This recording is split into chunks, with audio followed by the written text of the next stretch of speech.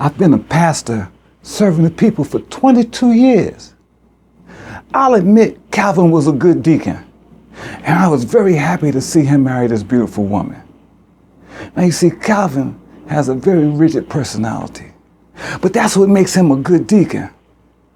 So when Calvin and his wife Sharon came to me for counseling, I already knew we better have separate sessions.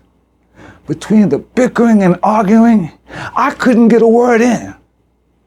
Now you see, Calvin is somewhat of a tightwad, so I understand some of Sharon's grievances. For example, just last Sunday, before church services, we realized that we ran out of communion wine.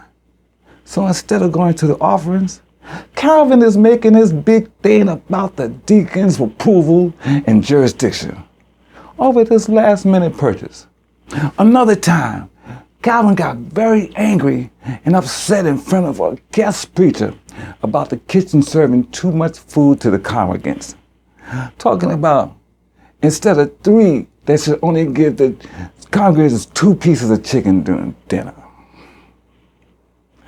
Now Calvin's wife, she reminded me so much of how my wife used to be.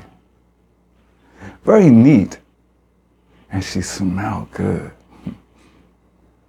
So when this affair all started, it was sort of emotional, and then it progressed into something physical.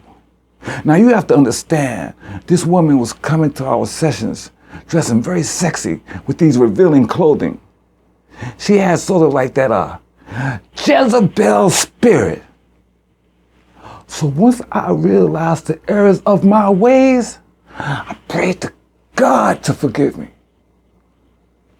So you see, Your Honor, if God can forgive me, then I feel like I don't owe anybody anything.